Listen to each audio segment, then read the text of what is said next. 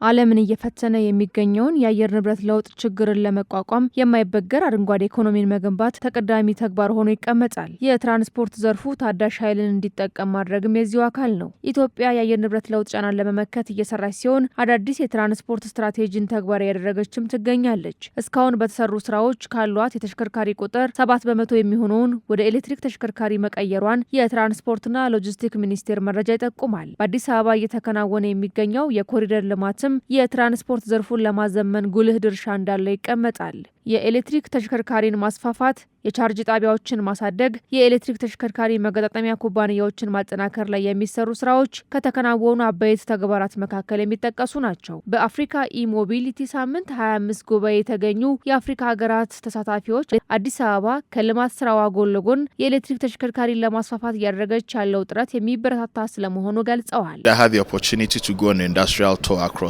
በአዲስ አበባ ዙሪያ የኢንዱስትሪ ጉብኝት ባደረግንበት ወቅት ዘርፉን ለማሳደግ ጥሩ እድል መኖሩን የሚያመላክቱ ተግባራትን ተመልክቻለሁ። የቻርጅ መሙያ ጣቢያዎችን ለመጠቀም በርካቶች ሲጠብቁ ተመልክቻለሁ። ይህም መንግስት የኤሌክትሪክ ተሽከርካሪን ለማስፋፋት የወሰደውን ወሳኝ እርምጃ የሚያንጸባርቅ ነው። ኢትዮጵያ በትክክለኛው መንገድ ላይ ነች። የመንገድ መሰረተ ልማቷ በጣም ጠንካራ ናቸው። ይህም በቀላሉ የኤሌክትሪክ ተሽከርካሪን ለመጠቀም እድል መኖሩን ያንጸባርቃል። እንዲሁም የኤሌክትሪክ ተሽከርካሪን ለማስፋት በኤሌክትሪክ መኪና ሽያጭ ላይ ያተኮሩ ኩባንያዎችን ለማሳደግ እየተሰራ ነው። 100 ኤሌክትሪክ አውቶቡሶች በከተማው አገልግሎት እየሰጡ ነው። የቻርጅ መሙያ ጣቢያዎች መስፋታቸውን ተመልክተናል።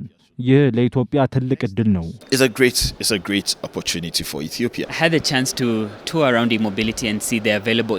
በአዲስ አበባ ኤሌክትሪክ ተሽከርካሪን ለማስፋፋት እየተገነቡ ያሉ መሰረተ ልማቶችና ተሽከርካሪዎችን ለመመልከት እድሉ ነበር። ሀገሪቱ በመጀመሪያ ኤሌክትሪክ ተሽከርካሪ ሽያጭን ለማበረታታት የወሰደችው እርምጃ እጅግ በጣም አስደነቀኝ።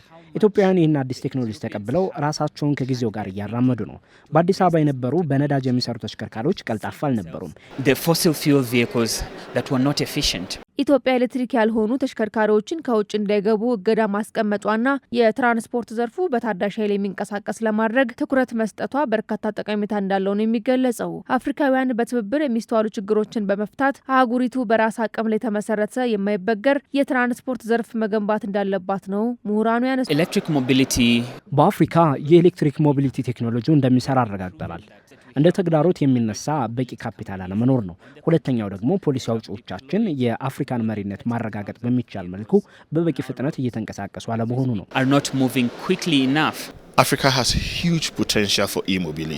አፍሪካ ለኢሞቢሊቲ ትልቅ አቅም አላት። ምክንያቱም ባትሪ ለማምረት የሚያስችሉ ማዕድናት መገኛም ናት። ስለዚህ አፍሪካ አውሮፓውያን፣ አሜሪካውያንና ሌሎች እስያውያን መጥተው እንዲሰሩ መፍቀድ የለበትም። አፍሪካውያን አንድነታቸውን በማጠናከር የኤሌክትሪክ ተሽከርካሪን ግብዓት የሆኑ ዕቃዎችም ማምረት ይገባናል። ሞሮኮ በፈረንጆቹ 2030 60 በመቶ የሚሆን ተሽከርካሪ ወደ ውጭ ለመላክ ውጥን ይዛ ነው የምትንቀሳቀሰው። ስለዚህ ከሞሮኮ ተሞክሮ መውሰድ አለብን። ኩባንያዎች በአፍሪካ ውስጥ እንዲበራከቱ ከምዕራቡ ዓለም ባለሀብቶች እንዲመጡ ከመጠበቅ ይልቅ ምን አይነት የፋይናንስ ዘዴዎችንና ማበረታቻዎችን አስቀምጠናል የሚለውን በማተኮር የራሳችንን አቅም መጠቀም አለብን።